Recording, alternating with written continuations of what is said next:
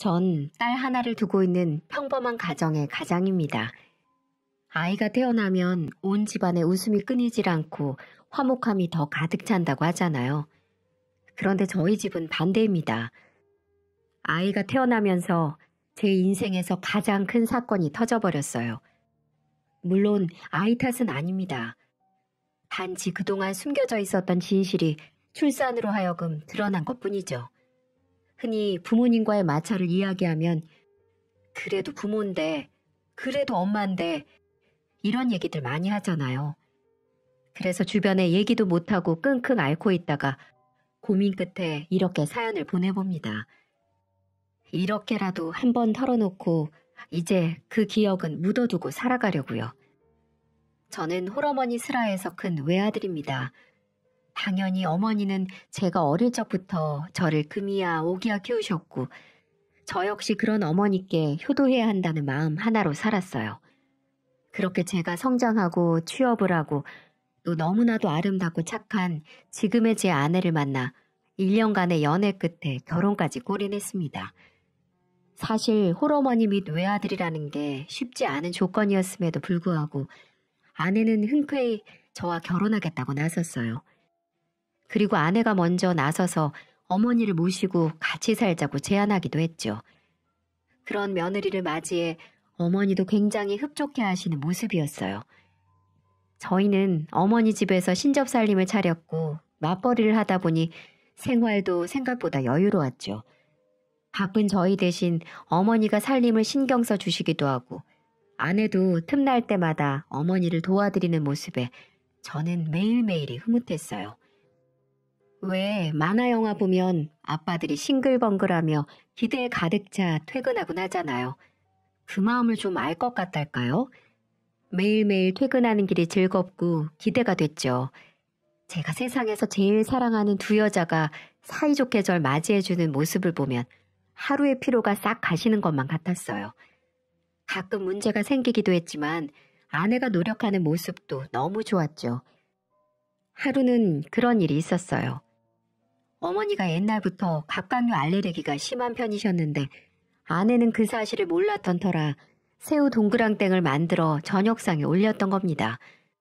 냄새나 식감으로 새우가 느껴질 정도는 아니고 정말 밀양이라서 저랑 어머니도 그냥 모르고 지나갔는데 그날 새벽에 갑자기 어머니 입술이며 얼굴이 퉁퉁 붓기 시작하고 호흡도 힘들어 하셔서 응급실에 가고 나서야 저녁에 먹은 동그랑땡이 문제였다는 걸 알 수 있었죠. 아내는 당황을 한 건지 무언가 말을 하려고 하는 건지 안절부절하는데 침대에 누운 어머니가 아내 손을 잡고 말씀하시더군요. 예, 괜찮아. 그럴 수도 있지. 몰라서 그렇지 뭐. 아유, 내가 미리 말을 했어야 되는데 괜히 신경 쓰게 해서 미안해. 걱정하지 마라, 아가. 알았지? 많이 힘드실 텐데 그 와중에 제 아내를 신경 써주시는 어머니 말씀에 제가 다 마음이 울컥할 지경이었어요. 그 후 아내는 저에게 어머니가 뭘 좋아하는지 뭘 싫어하시는지를 꼼꼼히 묻더군요. 자기가 하면 안 되는 말이나 행동 같은 게 있냐면서 말이에요. 뭐 그런 걸 다 묻나 싶기도 했지만 그만큼 어머니랑 더 친해지려고 노력하는 아내의 모습에 참 고마웠어요. 그래서 주말이나 혹은 제가 좀 일찍 퇴근하는 날이면 일부러 데리고 나와 영화도 보고 드라이브도 하러 가고 그랬는데 언제나 외출은 2시간을 넘기지 못했습니다. 왜냐고요? 아직 아내가 살림이 처음이라 덤벙거리는지 항상 어머니께 전화가 오곤 했거든요. 그런 날도 있었어요. 영화를 보러 들어갔는데 주머니에서 휴대폰 진동이 계속 울리는 거예요. 영화 시작한 지 이제 1시간도 안 된 시점이었고 오랜만에 데이트라 나중에 보면 되지 하고 말았는데 정말 10분이 넘는 시간 동안 계속해서 진동이 울리길래 뭔가 싶어 짜증도 나고 회사에 무슨 급한 일이라도 있나 싶어 살짝 나가서 휴대폰을 확인해 봤어요. 그런데 어머니가 전화를 통이 넘게 하고 계시더라고요. 저는 집에 무슨 일이 났구나 싶어서 정말 깜짝 놀라 전화를 걸었습니다. 어머니, 무슨 일이세요? 집에 무슨 일 있어요? 아니 얘, 아유 미안하다. 너희 오랜만에 나간 건데. 아니, 지난번에 네가 외국 출장 갔다 오면서 사준 시계 있잖니. 그게 갑자기 안 보이지 뭐니. 새아기가 청소하면서 어디 치웠나 해서 그거 물어보려고 전화했어. 아, 그거 이따가 집에 가서 같이 찾아드릴게요. 그래. 아유, 근데 나는 내 물건 없어지면 이렇게 가슴이 쿵쿵 내려앉고 그래. 집에 도둑 든 걸까봐 무섭기도 하고 이 넓은 집에 혼자 있으려니 또 무슨 일이 날 것도 같고. 알겠어요. 그럼 일단 혜연이한테 물어보고 다시 전화 드릴게요. 저는 극장으로 들어가 아내에게 소곤거렸어요. 혹시 어머니 시계 치웠어? 지금 그거 찾으신다는데. 시계? 무슨 시계? 어머님이 시계가 있으시던가? 난 못 봤는데. 그 와중에도 휴대폰은 계속 진동으로 울리고 있었고 그 사실을 알아챈 아내는 인상을 찌푸리며 자리에서 일어났습니다. 상영관 밖으로 나온 저는 아내를 붙잡았어요. 아니야, 영화 마저 보고 가자. 당신 보고 싶어 했던 거잖아. 됐어. 우리 집에 갈 때까지 계속 전화 올 텐데 뭐. 집에 가서 시계나 빨리 찾자. 아내에게 좀 미안했지만 어머니가 워낙 아끼시는 거고 또 그래서 그렇게 찾으시는 걸 알다 보니 사실 저도 그냥 집에 가는 게 마음이 편하긴 하더군요. 그렇게 집으로 돌아와 3시간 동안 셋이 온 집안을 다 뒤지고 나서야 시계를 찾을 수 있었습니다. 싱크대 서랍에 있더군요. 아내는 그게 왜 거기 있냐고 물었고 어머니는 아유, 네가 청소하다가 놓고 깜빡했나 보지. 찾았으니까 됐다 하면서 시계를 갖고 들어가셨죠. 어쨌든 잃어버린 물건을 찾았으니 다행이다 생각했어요. 또 그런 일도 있었죠. 일하다가 아내가 다쳤다는 연락을 받고 급하게 집으로 달려갔어요. 아내는 손가발에 붕대를 칭칭 감은 채 침대에 누워 울먹이고 있더군요. 어머니는 제가 집에 도착하자 제 아내를 보며 눈물 지으셨어요. 아유, 어쩐다니. 저 고운 피부에 흉터라도 남으면 내가 주의를 줬어야 하는 건데 어쩌다 그런 거예요? 아니, 내가 괜찮다고 나중에 하라고 하는데도 글쎄 제가 굳이 사골고 온 걸 베란다에서 시킨다고 하지 않니. 들통 들고 가다가 집 아래 떨어뜨려서 엎었어. 아유, 내가 할 걸 다쳐도 내가 다쳤어야 되는데 어쩌니. 미안하다. 미안해. 그렇게 눈물 짓는 어머니를 저는 꼭 안아드렸어요. 괜찮다고 걱정하지 마시라고 말이에요. 그런데 그때 아내가 시뻘개진 눈으로 어머니를 노려보며 어머니! 하고 소리치더군요. 그러자 어머니는 황급히 아유, 그래. 내가 보기 싫을 만도 해. 괜히 내가 사고를 고와가지고. 일단 너희끼리 쉬고 있어. 난 방에 가 있으마. 아가 너무 화나도 이 시엠이 너무 원망하지 말고 내가 미안해. 라며 방을 나가셨어요. 저는 처음 보는 아내의 모습에 놀라기도 하고 자기 걱정해주는 어머니에게 소리 지르는 아내가 야속하기도 해서 한마디 했어요. 아무리 아파도 그렇지 자기 걱정해주시는데 그렇게 소리를 지르면 어떡해? 많이 아파?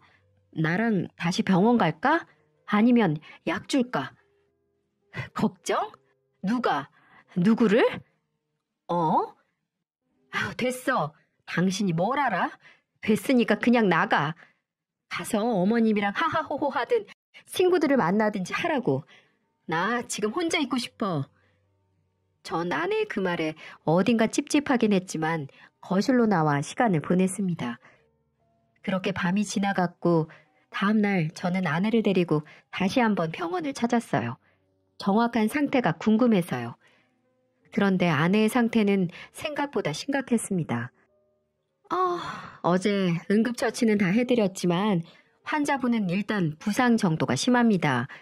화상이 같이 있고 새끼발가락은 골절되기까지 해서 다각적인 치료가 필요해요. 당분간은 다친 부위 사용하시면 안 되니까 쉬면서 회복에만 집중하시고요. 아내는 의사 선생님의 말씀에 눈물을 뚝뚝 흘렸습니다. 그러면서 뭐라고 중얼거리는데 뭘 하는지 하나도 안 들리더라고요. 그날 이후로 아내는 회사를 그만두고 집에서 쉬며 회복에만 전념했습니다. 그런데 사건 이후에 뜨거운 국물에 대한 트라우마가 생겨서 국물 요리 자체를 못 먹더군요. 국밥이며 찌개며 하물며 국물이 자작한 볶음 요리까지. 저와 어머니는 그런 아내가 안쓰러워 항상 마른 반찬 위주로 식사를 하면서도 조금씩 심리적 상처를 감싸 안아주려고 노력했어요. 그런데 그럼에도 불구하고 어느 순간부터 집안 분위기가 이상하더군요. 어머니는 분명 아내를 살뜰히 챙겨주고 계신데 아내 반응이 좀 무덤덤해야 할까? 감흥이 없다 해야 할까? 그래서 슬쩍 말을 건네봤죠. 아니, 요즘 무슨 일 있어? 어머니 말씀에 별로 대꾸도 안 하고 분위기도 그렇고 많이 힘들어? 아직 예약 날짜까지 남긴 했는데 우린 내일이라도 병원 가볼까? 아니, 어머니 말이야. 아니야, 됐어. 아내는 그 말만 남기고 침대에 돌아 누워버렸어요. 아무래도 몸이 아프니까 힘들어서 그런 걸 수도 있겠다 싶어 저도 더 이상 뭐라고 말하진 않았어요. 다만 다음날 출근하면서 어머니한테 아내를 좀 더 잘 부탁한다고 신경 써달라고 부탁드릴 뿐이었죠. 어머니, 아무래도 제가 빨리 출근하고 늦게 퇴근하다 보니까 혜연이가 어머니랑 있는 시간이 더 길잖아요. 응, 그렇지. 그게 왜? 저 없는 동안 혜연이 좀 잘 부탁드려요. 요즘 몸이 좀 힘든가 봐요. 제가 잘 챙겨주려고 하는데 아무래도 시간이 부족하니까. 아유, 그래. 걱정 말고 넌 얼른 출근이나 해. 내가 새애기랑 얘기도 해보고 잘 보살펴 줄게. 저는 그렇게 가벼운 마음으로 출근을 했습니다. 퇴근했을 때쯤이면 아내 기분이 좀 좋아져 있겠지. 어쩌면 싱글벙글하고 있을지도 모르겠다 하면서 말이에요. 하지만 제 예상은 완전히 빗나갔습니다. 집에 돌아갔을 때 어머니는 싱글벙글 웃고 계셨지만 아내는 방에 들어가 있는지 보이지 않더라고요. 제가 들어가자 어머니는 후다닥 현관으로 나와 제 옷과 가방을 받아주시고는 아유, 고생했다 하며 맞이해 주셨어요. 네, 근데 혜연이는요? 아, 아까 피곤했는지 방에 들어갔다 자는 거 아닐까? 그렇게 방에 들어왔는데 아내는 불도 안 켠 채 깜깜한 방 안에서 침대 끝에 걸터 앉아 멍하니 허공을 바라보고 있더군요. 제가 아는 아내의 모습이 아니었어요. 그 순간 본능적으로 심장이 쿵 하고 내려앉는 것만 같았습니다. 이유는 모르겠지만 불안감이랄까 위기감이랄까 그런 것들이 엄습하는 그런 기분이었어요. 왜 그래? 우리 분가하자. 어? 갑자기 그게 무슨 소리야? 이렇게 살다가는 내가 미칠 것 같아서 그래. 우리 분가하자. 어? 원룸이라도 좋아. 어디 지하방이라도 좋아. 제발 분가하자. 나 좀 살려줘. 저는 도대체 아내가 무슨 말을 하는 건지 영문을 모르겠더라고요. 그래서 일단 아내를 진정시키며 말했죠. 혜연아, 우리가 당장 분가하면 어머니는 어떡해?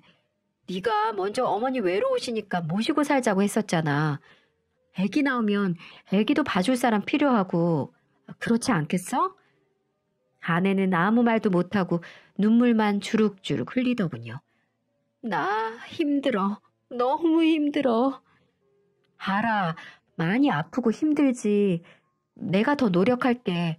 우리 조금만 더 힘내보자. 알겠지? 그렇게 밤새 아내를 안고 토닥이며 겨우 달랬습니다. 그렇게 시간이 지날수록 아내의 부상은 조금씩 호전을 보이기 시작했고 그 사이 저희에게 축복이 찾아왔습니다. 아내가 임신을 한 거였어요. 그래서 저도 어머니도 아내에게 많은 신경을 쏟아부으며 노력했지만 출산이 다가올수록 아내는 점점 예민해졌고 행동도 많이 거칠어졌어요. 임신하면 흔히 있을 수 있는 일이라고 그래서 그냥 그러려니 했죠. 어머니도 임신하면 원래 그럴 수 있다고 애 낳고 나면 달라질 거라고 말씀해 주셔서 저는 크게 걱정하지 않고 출산일만 기다리고 있었습니다. 보통 아이의 성별을 알면 아이에 대한 애착이 더 생긴다던데 어쩐지 제 아내는 반대였어요. 임신 20주가 다가올 때쯤 병원에서 아유, 아기가 엄마 닮았네요. 아주 미스코리아 나가도 되겠네. 라고 언지를 주셔서 딸이라는 사실을 알고 있었는데 그로부터 얼마 후부터 딸을 위한 출산용품을 쇼핑한다거나 혹은 폐교를 하는 게 아니라 다리를 떨고 손톱을 물어뜯으며 어딘가 초조한 모습이었죠. 저는 그게 그냥 출산이 처음이라 두려워서 그러는 줄 알았어요. 그래서 밤마다 배도 부드럽게 문질러주고 동화책도 읽어주면서 폐교에 동참하려고 노력했는데 그럴 때마다 아내는 화를 내거나 우는 날이 많았습니다. 그때마다 저는 임신해서 힘든 거 안다고 토닥였고 제 딸아이와 만날 날을 손꼽아 기다리며 아내를 보살폈어요. 그리고 드디어 대망의 출산일이 되었습니다. 정말 의사 선생님 말씀처럼 아내를 쏙 빼닮은 예쁜 딸아이가 탄생했죠. 가족 분만실에서 초조하게 아내 곁을 지키고 있던 저는 간호사님이 전해주는 아이를 안아들고는 정말 얼마나 울었는지 모릅니다. 아내도 저도 정말 많이 울었어요. 밖에서 초조하게 기다리고 계실 어머니와 장모님, 장인어른께도 빨리 손주를 보여드리고 싶었어요. 원래 가족 분만실이라 같이 들어오셔도 되는데 어른들이 같이 들어오면 아내 불편해서 안 된다며 굳이 밖에서 기다리고 계셨거든요. 그래서 더 빨리 손주를 보여드리고 싶었어요. 하지만 절차라는 게 있어 제가 그대로 아이를 데리고 나갈 수 있는 건 아니더군요. 아이가 신생아실로 이동할 때까지 저는 아내의 손을 잡고 연신 고맙다고 수고했다고 머리를 쓰다듬어 줬고 아내는 여전히 눈물을 멈추지 못한 채 호곡만 응시하고 있었습니다. 뒤늦게 아이를 보신 저희 어머니 그리고 장모님과 장인어른은 서로 손을 부여잡고 감격하셨습니다. 아이고 사돈 축하드립니다. 우리 집안에 경사가 났네요. 경사가. 그러게나 말입니다. 이게 다 사돈께서 예쁜 우리 며느리 낳아주신 덕분입니다. 며느라이가 예쁘니 손녀도 이렇게나 예쁘네요. 다른 아이들 사이에 있어도 벌써부터 혼자 빛이 나니 이를 어쩌면 좋답니까? 하면서 하하호호 웃음과 함께 즐거운 분위기가 흘렀죠. 그렇게 병원에서 출산을 마치고 며칠의 입원이 끝난 뒤 아내와 아이는 집 근처 산후조리원으로 향했습니다. 어머니가 직접 산후조리를 해주겠다고 하셨지만 아내가 반대했거든요. 아내 입장도 이해는 됩니다. 자기는 누워있고 시어머니가 꾸준이라며 산후조리 해주는 모습을 보면 마음이 불편할 테니까요. 그래서 저도 요즘은 다들 산후조리원에서 조리해요. 거기서 정보 같은 것도 많이 알려주고 해서 조리원 가는 게 더 낫대요. 라고 둘러대며 어머니와 아내 사이를 중재했습니다. 다행히 어머니도 이해하셨고 저는 2주간 회사, 조리원, 집을 오가며 바쁜 생활을 했습니다. 그렇게 2주가 지나고 아내와 아이를 데리고 집으로 돌아왔어요. 왜인지 아내는 긴장한 기색이 역력하더군요. 왜 그래? 왜 그렇게 얼어있어? 집 오랜만이라 그래? 그냥 좀 갑자기 어색하네. 긴장도 되고. 아유, 긴장할 게 뭐 있어. 우리 집인데. 얼른 들어가자. 저는 대수롭지 않게 생각하고 아내와 아이를 데리고 집으로 갔습니다. 이미 어머니가 저희 방에 아기 침대도 놓고 모빌도 달고 예쁘게 꾸며놓으셨더라고요. 아유, 이걸 언제 다 하셨어요? 저한테 시키시지. 혼자 힘들지 않으셨어요? 이 정도 갖고 뭘 할미가 돼서 이 정도는 해줄 수 있다.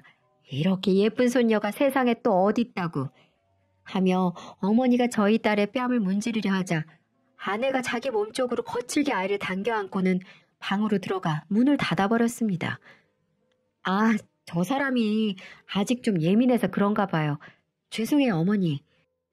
아니야. 원래 애 낳는 일이 그렇게 쉽지가 않아요. 네가 잘 보살펴줘. 미역국 끓여놨으니까 이따 갖다 줄게. 네, 알겠어요. 제가 방에 들어갔을 때 아내는 이미 아이와 침대에 누워 눈을 감고 있는 상태였습니다. 자기, 아무리 그래도 좀 심한 거 아니야? 어머니가 손녀 한번 만져보려고 하시는 게 그렇게 고가웠어? 약간 짜증 섞인 말투로 말을 걸자 아내는 인상을 쓰며 일어나더군요. 왜? 왜 만지는데? 만지는 이유가 뭔데? 좋아하지도 않으면서? 그게 무슨 소리야? 어머니가 첫손녀라고 얼마나 예뻐하시는데. 웃기고 있네. 그거 다 쇼야. 쓸데없는 기집애 가졌다고 매일같이 구박하던 게 누군데? 구박? 누가? 어머니가 그랬다고? 너 아무리 애 낳고 예민해졌다고 해도 할 말 안 할 말은 좀 가려해. 왜 사람을 모함해? 너 챙겨주신다고 미역국까지 끓여놓고 기다리시는 분을. 미역국? 누가 먹는데? 뭘 넣었을 줄 알고 어떻게 먹어? 나 그 미역국 안 먹어. 절대 안 먹을 거니까 방 근처에도 가져오지 마. 아내는 씩씩대고 있고 저도 화가 머리 끝까지 오르기 직전이었어요. 그때 방문을 노크하는 소리와 함께 어머니가 들어오셨습니다. 작은 상에 미역국 한 그릇과 밥 한 그릇을 올려서 말이죠. 아이고 얘 배고프지? 원래 모유수유하면 시도 때도 없이 허기지고 그래. 밥 한 숟갈 뜨고 잠을 자든 쉬든 해. 그래도 몇 주 만에 집에 왔는데 줄 수 있는 게 이것뿐이라 어쩌니? 그래도 내가 제일 좋은 완도산 미역이랑 한우 특등급으로 끓여온 거니까 맛은 괜찮을 거야. 어머니는 웃으며 아내 앞에 상을 내려놓으셨고 아내는 씩씩거리며 어머니를 노려보다가 급기야는 미역국 그릇을 들어 벽에 던져버리더군요. 저도 어머니도 정말 깜짝 놀랐습니다. 너나 먹어. 나한테 그 더러운 거 들이밀지 말라고. 어머니한테 꽥 소리를 지르자 아이는 까무라치게 울고 어머니는 본인 가슴을 팍팍 치시며 통곡하시더군요. 전 그 모습에 눈이 돌아 아내의 뺨을 때리려고 손을 들었습니다. 그런데 그 순간 아내가 휴대폰을 꺼내 들고는 무언가를 재생하더군요. 너, 네 남편한테 분가하자고 했니? 이 근본 없는 게 어디서 분가 타령이야, 분가 타령이. 네가 분가하면 나한테서 벗어날 수 있을 거라고 생각하나 본데 그거 아주 착각이다 너. 어디 감히 모자 사이를 갈라놓으려고 들어? 한 번만 더 내 귀에 그런 소리 들려봐. 그때 네 몸뚱아리를 죄다 분질러 놓고 말 테니까. 쓰잘데기 없는 기집애 하나 가져놓고 뭔 몸이 그렇게 무거워? 꼭 지 같은 거나 낳겠지. 아유 그걸 어디다 써. 지 엄마 닮아서 손도 느릴 텐데. 아유 그건 크자마자 집안일 교육부터 시켜야지. 아 빨리 안 일어나? 빨리빨리 움직여. 나 때는 애 갖고 밭일도 했어. 자궁 약해서 유산기 있는 게 뭔 유세라고 하루 종일 누워서 늙은 시애미 수발을 받으려고 들어? 기집년 하나 낳고 끝낼 생각 마라. 우리 집안에 들어왔으면 대는 이어야지. 아들 낳을 때까지 넌 그냥 나 죽었어 하고 임신이나 해. 알았어? 전부 어머니의 목소리였어요. 다만 녹음된 음성 속에는 제가 그동안 사랑했던 누구보다 존경하고 제게 너무나 인자하셨던 어머니는 없었습니다. 정말 당황스러웠어요. 뭘 믿어야 하는지, 지금 나한테 무슨 일이 벌어지고 있는 건지 모든 것이 혼란스러웠죠. 당신 출근하면 정말 매일같이 친구들 불러 잔치하고 그 준비며 뒤처리는 다 내 몫이고 낡아졌다고 쓸데없는 게 들어왔다고 구박하고 우리 애까지 욕하는 당신 엄마 정말 진절머리나. 아내는 울먹이며 떨리는 목소리로 말을 이어갔습니다. 나 왜 다쳤는지 알아? 그거 당신 어머니가 시킨 거야.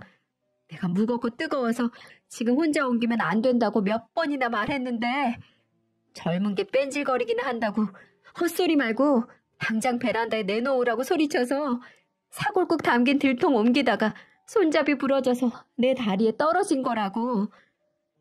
저는 어머니를 바라봤고 어머니는 당황하는 눈빛으로 손을 내저으시더군요. 아니 저게 미쳤나? 예, 쟤 애 낳고 머리가 어떻게 됐나 보다.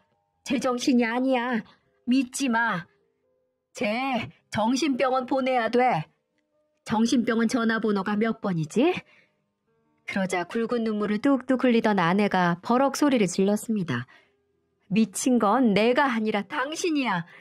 아들 앞에서만 잘해주는 척, 좋은 시어머니인 척. 그 두 얼굴에 내가 얼마나 혼란스러웠는 줄 알아? 내가 얼마나 힘들었는지 알아? 새우 사와서 나보고 새우 동그랑땡 만들라고 시키더니 그거 먹고 응급실에 실려가질 않나? 동네 사람들한테 내가 밥도 안 준다고 욕하고 다니질 않나? 사람 피 말리려고 작정했어? 도대체 나한테 왜 그러는데? 왜? 저는 그제야 상황이 파악됐어요. 그리고 제 분노의 화살은 어머니에게로 향했습니다. 어머니도 그 사실을 눈치챘는지 뒷걸음을 치며 당황하시더군요. 아니, 그게 아니라, 얘, 내 말 좀 들어봐라, 어? 저는 그 순간 아내의 손을 잡고 한 손에는 아이를 안아들고 현관으로 향했습니다. 너 어디 가니? 나랑 얘기 좀 하자니까. 됐어요. 어떻게 어머니가 그럴 수가 있어요? 어떻게? 제가 어머니를 얼마나 믿었는데, 얼마나 존경했는데. 미안하다. 미안해. 넌 나한테 아들 그 이상이었어. 혼자 너 키우면서 의지도 했고 넌 내 아들이자 남편 같은 존재인데 제가 들어와서 널 뺏어가 버렸잖아. 그래서 너무 질투가 나고 미워서. 아무리 그래도 그렇죠. 어머니 정상 아니에요. 더 이상 제 와이프 어머니처럼 무서운 사람이랑 살게 못해요. 저희 나가 살게요.